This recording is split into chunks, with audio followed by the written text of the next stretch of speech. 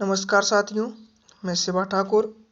आप सभी का शिवा मेमोरियल प्लेटफॉर्म पर स्वागत है।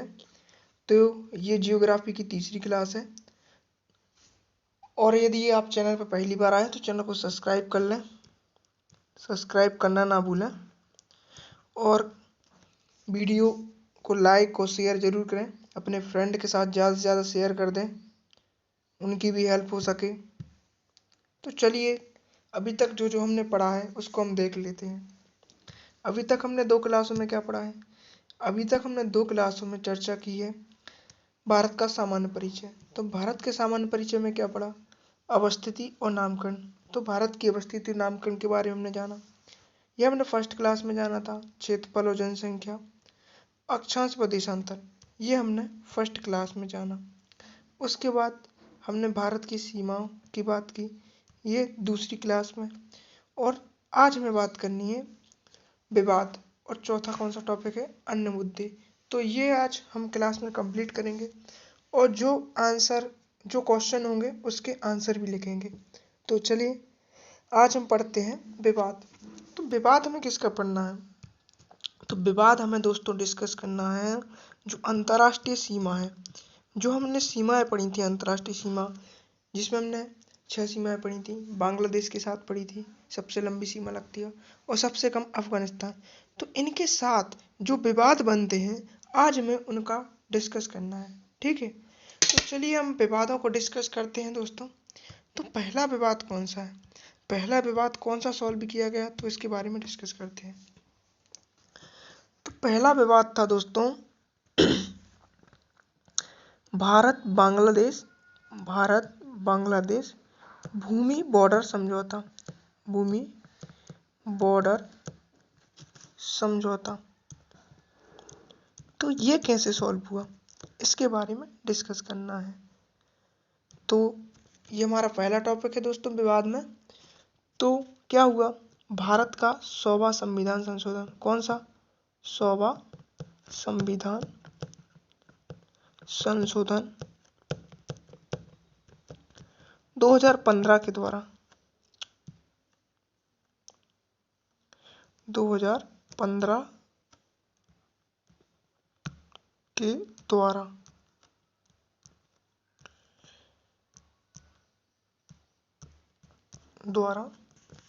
भारत और बांग्लादेश के मध्य भूमि बॉर्डर समझौता किया गया। भूमि बॉर्डर समझौता किया। तो ये हमने जाना। दूसरा पॉइंट क्या बनता है दोस्तों? तो दूसरा पॉइंट बनता है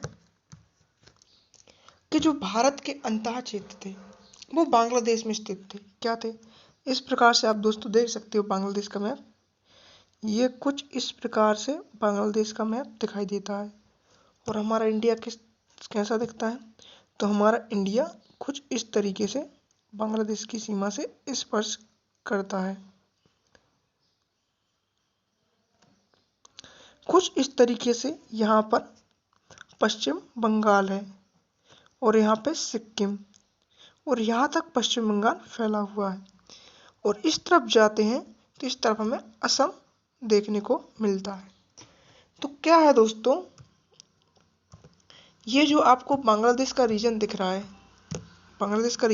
है, तो यहाँ पर भारत के 111 छोटे छोटे क्षेत्र थे। किसके थे? भारत के। इसी प्रकार बांग्लादेश के भारत में 51 क्षेत्र थे जो पश्चिम बंगाल में स्थित थे। तो क्या होता था दोस्तों कि भारत को अपनी सुविधाएं पहुंचाने के लिए यहाँ बहुत सारी परेशानियों का सामना करना पड़ता था। इसी प्रकार बांग्लादेश को भी परेशानियों का सामना करना पड़ता था। तो 2015 में 100वां संविधान संशोधन किया गया और इसके माध्यम से भारत के अंतः क्षेत्रों को बांग्लादेश को दे दिया गया और जो बांग्लादेश के अंतः क्षेत्र थे उन्हें भारत को सौंप दिया गया। और जो इस संविधान संशोधन की पृष्ठभूमि थी वो 1974 का इंदिरा रहमान समझौता था। 1974 में इंदिरा रहमान जो समझौता हुआ था वो इसकी पृष्ठभूमि थी। तो मैंने आपको 3 पॉइंट बताए हैं। ये तीसरा पॉइंट नोट कर लीजिए दोस्तों कि जो भारत के अंतर्क्षेत्र थे उन्हें बांग्लादेश को सौंप दिया गया और जो बांग्लादेश के भारत में अंतर्क्षेत्र थे उन्हें भारत को सौंप दिया गया। तो ये हमारा पहला विवाद सॉल्व हो गया। अब हमें बात करनी है ब्रह्मपुत्र नदी विवाद। तो ये ब्रह्मपुत्र नदी विवाद किसके मध्य था? तो ब्रह्मपुत्र नदी विवाद को हम समझने की कोशिश करते हैं। तो जो ब्रह्मपुत्र नदी विवाद था, ब्रह्मपुत्र नदी विवाद ये भारत और चीन के बीच में था। किसके बीच में? ये भारत और चीन के बीच में था। भारत और चीन के बीच में। तो पहला पॉइंट तो यही बनता है दोस्तों कि यह विवाद किसके मध्य था? तो यह विवाद भारत और चीन के मध्य था। और दूसरा क्वेश्चन क्या कहता है कि जो चीन है ये कुछ इस प्रकार से दोस्तों ब्रह्मपुत्र नदी चीन में गुजरी हुई है और यहाँ से यांगयाप दर्रा से भारत में अरुणाचल प्रदेश में प्रवेश करती है। तो कुछ इस प्रकार से चीन ने यहाँ पर 4 बड़े बड़े बांध बनवाए हुए हैं, जिसमें पहला बांध जियाचा है। कौन सा? जियाचा। जो दूसरा बांध है दोस्तों ये कौन सा है? ये है जांगमू। कौन सा? जांगमू। और जो तीसरा बांध है दोस्तों उसका नाम दागू है और चौथे बांध का नाम जियाक्सू है। क्या है? जियाक्सू।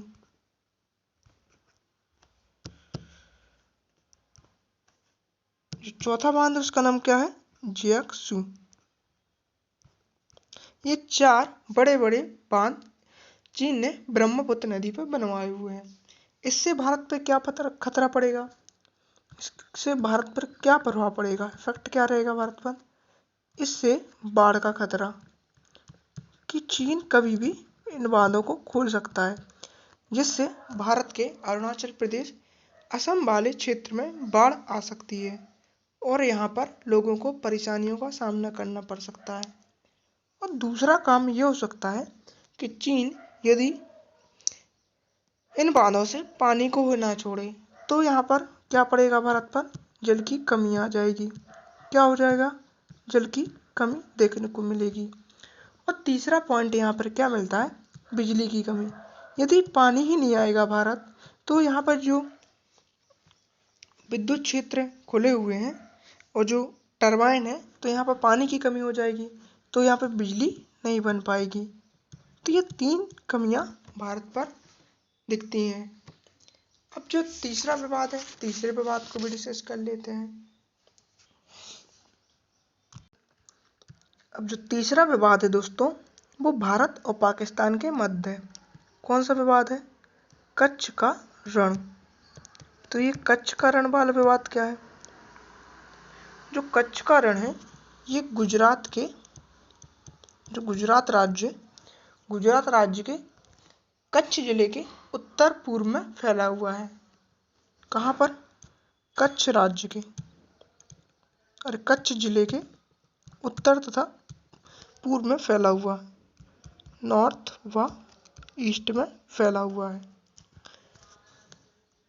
और यह लगभग 23,300 वर्ग किलोमीटर क्षेत्र में फैला हुआ है। 23,300 वर्ग किलोमीटर एरिया में फैला हुआ है। तो ये भी आपको ध्यान रखना है दोस्तों।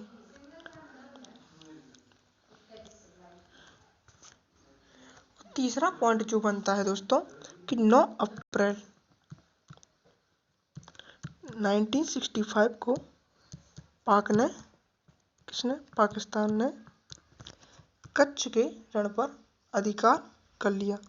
जो कच्छ का रण का एक भाग था, उस पर अधिकार कर लिया। तो ये भी आपको ध्यान रखना है। और क्या हुआ दोस्तों, और यहाँ पर दोस्तों हमें देखने को मिलता है कि जो अंतर्राष्ट्रीय न्यायालय था, जो इंटरनेशनल न्यायालय था, उसने एक निर्णय दिया। क्या निर्णय दिया कि कच्छ के रण का 10% भाग पाकिस्तान को और 90% भाग भारत को। जो पाकिस्तान था वो 10% भाग पर अधिकार कर सकता था, और जो भारत का था, इंडिया का था, वो 90% भाग पर अधिकार था। तो इतनी बात हमें कच्छ के रण के बारे में ध्यान रखनी है। तो इस तरीके से हमने कच्छ के रण वाला विवाद भी सॉल्व कर लिया। अब हमें क्या पढ़ना है दोस्तों, तो हमें सिंधु जल समझौता पढ़ना है। जो सिंधु जल समझौता था, ये भी भारत और पाकिस्तान के मध्य था। किसके मध्य था? भारत और पाकिस्तान के मध्य।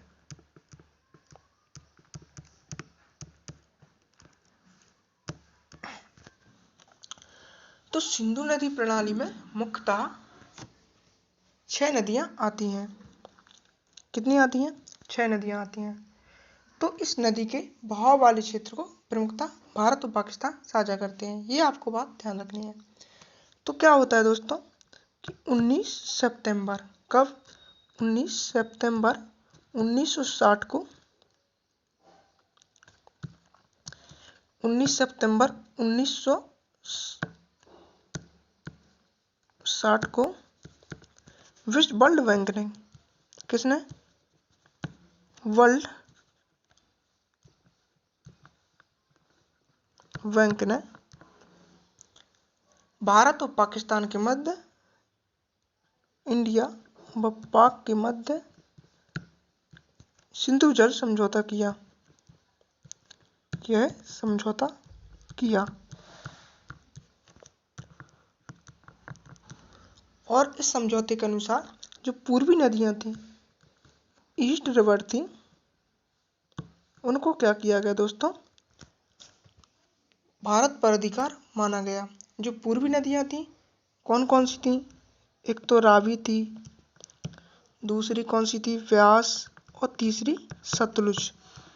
जो ये नदियां थी, इन पर भारत का अधिकार होगा। और जो पश्चिमी नदियां हैं, जो वेस्ट रिवर हैं, कौन कौन सी? झेलम, चिनाब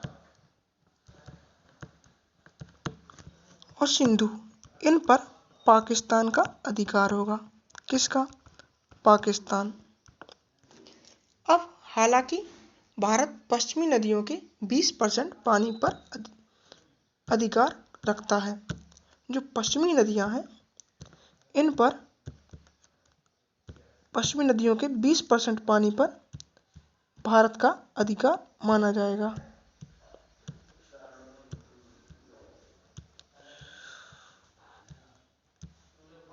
जल पर भारत का अधिकार माना जाएगा। और जो पश्चिमी नदियां हैं, इन पर भारत जल विद्युत परियोजना बना सकता है, लेकिन उसे run of the river project ही बनाने होंगे, जिसके तहत पानी को रोका नहीं जा सकता। इतनी बातें हमें सिंधु जल समझौते के बारे में ध्यान रखनी है। और जो हमारी ईस्ट रिवर है, जिन पर भारत का अधिकार है, भारत इनका केवल 80% पानी यूज कर सकता है, और जो 20% पानी है वो पाकिस्तान के यूज के लिए बना है। और पाकिस्तान वेस्ट रिवर का पानी केवल मात्र 80% यूज करेगा। ये बातें आपको ध्यान रखनी है। इसके अलावा दोस्तों, भारत पाक के मध्य बहुत सारे मुद्दे हैं, लेकिन हमें उनको नहीं पढ़ना है, और हमने सभी मुद्दों को डिस्कस कर लिया है। दोस्तों, जो मैं अब आपको टॉपिक पढ़ाने जा रहा हूँ, तो कृपया उसको नोट डाउन कर लीजिएगा, क्योंकि यह आपको पीपीटी में नहीं मिलेगा। तो इसको हम बोलते हैं अनन्य आर्थिक क्षेत्र। ये क्या होता है अनन्य आर्थिक क्षेत्र?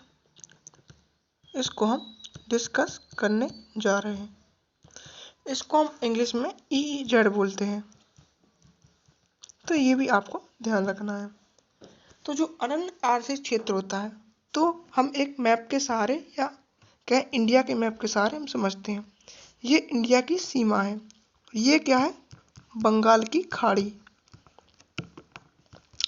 और ये आपको देखने मिल रहा है अरब सागर। और नीचे क्या है? हिंद महासागर।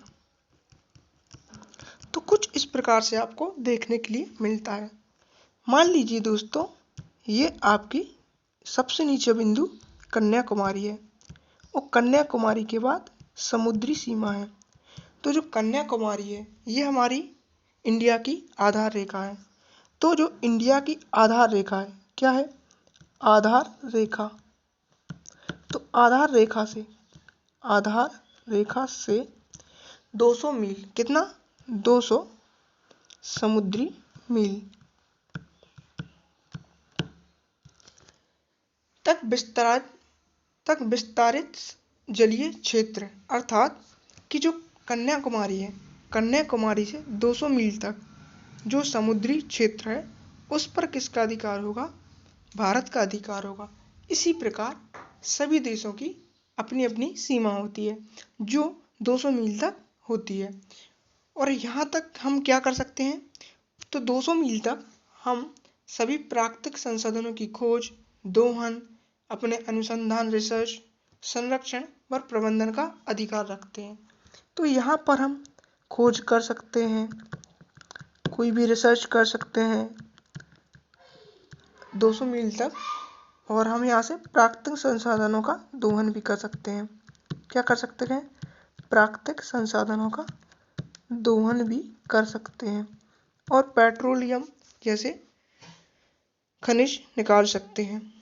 तो ये अनन्य आर्थिक क्षेत्र था। जो अनन्य आर्थिक क्षेत्र है इसकी सीमा आधार रेखा से 200 समुद्री मील तक होती है और यह सभी देशों का अधिकार होता है। अपने अपने देश में जहाँ पर समुद्री सीमा है तो वह 200 मील तक अधिकार होता है कि वह उस क्षेत्र पर आधिकारिक है। तो ये बातें आपको ध्यान रखनी है। इसी तरह दोस्तों हमने इस टॉपिक को कंप्लीट कर लिया है। तो चलिए दोस्तों, जो जो टॉपिक बचे हैं उनको हम पीपीटी में देखेंगे। सबसे पहले जो हमने अभी पढ़ा है इसको पीपीटी में देख लेते हैं। तो पीपीटी में हम देखते हैं इसको।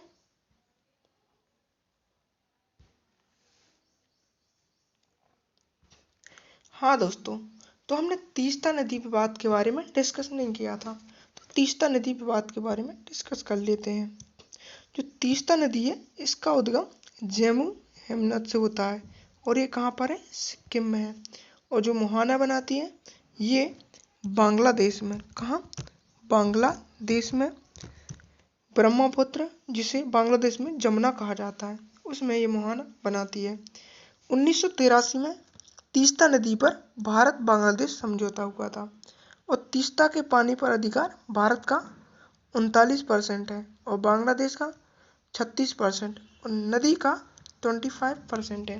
तो ये बातें आपको ध्यान रखनी है। ये मैंने आपको पढ़ाया था कि 2015 में 100वां संविधान संशोधन हुआ, जिसके तहत जो भारत के बांग्लादेश में 111 अंतर क्षेत्र थे उन्हें बांग्लादेश को सौंप दिया गया और जो बांग्लादेश के भारत में 51 अंतर क्षेत्र थे उन्हें भारत को सौंप दिया गया।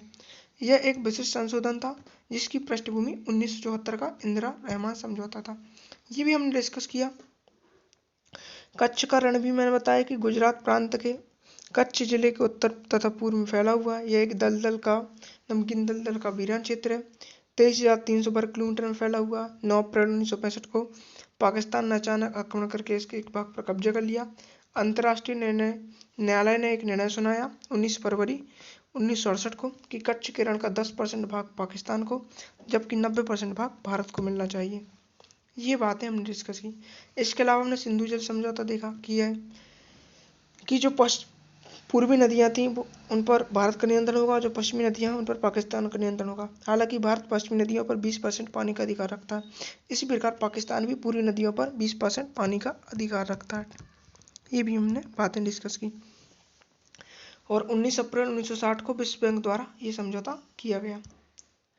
इसके अलावा हमने क्या जाना, इसके अलावा कुछ अन्य तत्व भी जान लेते हैं। तो अन्य तत्व में क्या है कि जो मालदीव व मिनिकॉय है इनके मध्य 8 डिग्री चैनल है, और जो लक्षद्वीप मिनिकॉय है इनके मध्य 9 डिग्री चैनल, और छोटा अंडमान व कार निकोबार के बीच या कहें लिटिल अंडमान, इसको हम लिटिल भी बोल सकते हैं, ठीक है, लिटिल अंडमान, ठीक है। तो लिटिल अंडमान और कार निकोबार के मध्य 10 डिग्री चैनल है। सुमात्रा जो इंडोनेशिया में है और वह निकोबार के मध्य ग्रेट चैनल है। तमिलनाडु व श्रीलंका के मध्य पाक स्टेट है। लक्षद्वीप व मालाबार के मध्य लक्षद्वीप सागर है, लक्षद्वीप सी है। ये बातें भी आपको ध्यान रखनी है। इसके अलावा कुछ क्वेश्चन बनते हैं जिसको हमें सॉल्व करना है। तो पहला क्वेश्चन है कि भारत के अक्षांशीय व देशांतीय विस्तार को समझाइए। तो कैसे लिखेंगे दोस्तों, तो इसको हमें सॉल्व करना है। तो चलिए तो दोस्तों हम इनको सॉल्व करते हैं।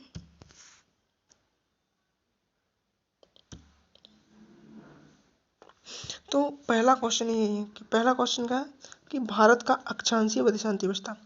तो यदि मुख्य भूमि के साथ अक्षांशीय विस्तार की बात करें, मुख्य भूमि के साथ कितना है 8 डिग्री 4 मिनट, कितना 8 डिग्री 4 मिनट से लेकर 37 डिग्री 6 मिनट नॉर्थ लैटिट्यूड, ठीक है। और यदि हम द्वीपों सहित बात करें, द्वीप सहित तो 6 डिग्री 4 मिनट से लेकर 37 डिग्री 6 मिनट नॉर्थ लैटिट्यूड। हम देशांतर की बात करते हैं। देशांतर में क्या है कि जो भारत का देशांतीय विस्तार वो 68 डिग्री 7 मिनट से लेकर ईस्ट लॉन्गिट्यूड से लेकर 97 डिग्री 35 मिनट ईस्ट लॉन्गिट्यूड तक, ठीक है। तो ये हमें देशांतीय विस्तार के बारे में ध्यान रखना है। ये हमारा पहला क्वेश्चन सॉल्व हुआ।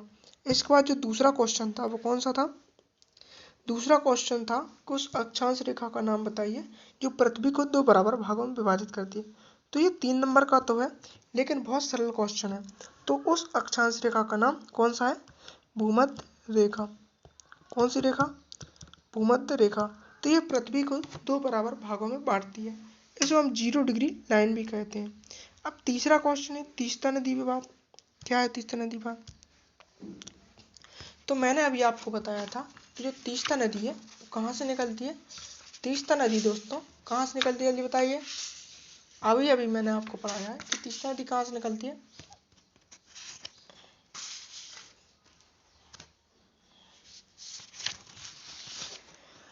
तो मैंने आपको भी बताया था कि जो तीस्ता नदी है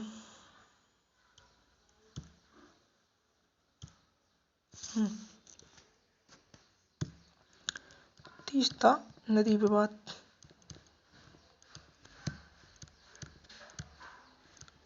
ये हमारा तीसरा क्वेश्चन बनता है, ठीक है। तो जो तीस्ता नदी विवाद है, तीस्ता नदी का उद्गम कहाँ से होता है, जम्मू ग्लेशियर। कहाँ से, जम्मू ग्लेशियर। ये कहाँ पर है दोस्तों, तो ये सिक्किम में है। कहाँ पर, सिक्किम में। और मोहाना कहाँ बनाती है, मोहाना बनाती है जमुना नदी। वो विवाद क्या था, तो विवाद ये था कि 1983 में क्या हुआ, भारत और बांग्लादेश के मध्य समझौता हुआ। क्या समझौता हुआ, वो जो तीस्ता के पानी के अधिकार है, ठीक है, तीस्ता के पानी पर अधिकार किस किस का होगा, वो यहाँ पर 3 चरणों में बांट दिया। जो इंडिया है तो इंडिया इसका 39% और जो बांग्लादेश है वो इसका 36% और जो नदी है, नदी का अधिकार कितना होगा 25%। तो ये हमने तीस्ता नदी के विवाद को समझा। अब हमें क्या जानना है दोस्तों, तो तीसरा क्वेश्चन भी हमारा समाप्त हो गया। एलईसी व एलओसी क्या है। अब ये 3 नंबर का क्वेश्चन बनता है। तो एलईसी व एलओसी, 3 नंबर के क्वेश्चन के हिसाब से हम इसको सॉल्व करते हैं। तो सबसे पहला चौथा क्वेश्चन सॉल्व करते हैं। LAC लाइन ऑफ एक्चुअल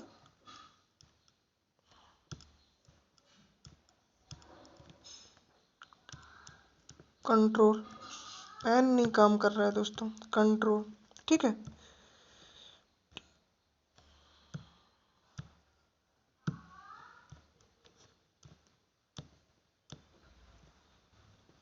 इसको क्या बोलते हैं दोस्तों? लाइन ऑफ एक्चुअल कंट्रोल बोलते हैं। और ये भारत व चीन के मध्य 1962 में युद्ध विराम के समय खींची गई थी। और अब LOC क्या है? तो LOC लाइन ऑफ कंट्रोल है, लाइन ऑफ कंट्रोल। तो ये भारत व पाकिस्तान के मध्य है, ये 1972 में खींची गई थी। तो ये बातें आपको ध्यान रखनी है। इसके अलावा दोस्तों और कौन सा क्वेश्चन बचा है? तो ये हमने सभी सॉल्व कर लिए हैं। अब कच्छ का रण आता है, पहले हम इसको कर लेते हैं। भारत चीन सीमा की लंबाई कितनी है? तो 3400 कितनी है वो दोस्तों? जल्दी बताइए दोस्तों कितनी है? 3488 किलोमीटर। और ये कितने राज्यों से स्पर्श करती है? तो पहला तो अरुणाचल प्रदेश, फिर हमें उत्तराखंड देखने को मिलता है, और हिमाचल प्रदेश और सिक्किम। तो ये 4 राज्य हैं जहाँ से इसकी सीमा लगी हुई है। और एक केंद्र शासित प्रदेश भी है, एक UT लद्दाख। अब कच्छ का रण एक बचा है क्वेश्चन हमारा, तो कच्छ के रण को भी हम डिस्कस कर लेते हैं। तो कच्छ का रण क्या था? कच्छ का रण विवाद क्या था? कच्छ के रण विवाद को हम सॉल्व कर लेते हैं। तो मैंने अभी बताया था कि जो कच्छ का रण है ये कहाँ पर स्थित है? जो कच्छ का रण है ये गुजरात प्रांत के कच्छ जिले के उत्तर तथा पूर्वी भाग में फैला हुआ है। कहाँ पर? गुजरात राज्य के कच्छ जिले के उत्तर मतलब नॉर्थ व ईस्ट में फैला हुआ है।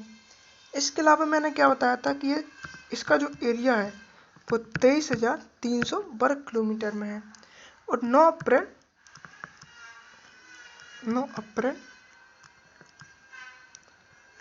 1965 को पाकिस्तान ने इसके एक भाग पर कब्जा कर लिया था। क्या कर लिया था? एक भाग पर कब्जा कर लिया था। और अंतर्राष्ट्रीय न्यायालय ने, किसने? इंटरनेशनल न्यायालय ने अपना निर्णय सुनाते हुए कहा कि जो इसका 10% भाग है इस पर पाकिस्तान का अधिकार होगा और 90% भाग पर भारत का अधिकार माना जाएगा। तो इस तरीके से दोस्तों हमारा जो पहला चैप्टर था, पहले चैप्टर में हमने देखा कि भारत का सामान्य परिचय, तो इसको हमने कंप्लीट कर लिया है। अब दोस्तों जो इसके MCQ हैं तो ये आपको मेरे इंस्टाग्राम अकाउंट पे मिल जाएंगे। तो आप क्या करें, मैंने इंस्टाग्राम क्विज के नाम से एक लिंक शेयर की है, उस पर क्लिक करके आप क्विज भी ज्वाइन कर सकते हैं। इसकी पूरी क्विज कल तक आपको मिल जाएंगी। तो आप क्या करें, इंस्टाग्राम पर जाकर क्विज सॉल्व करें और कमेंट में आंसर दें।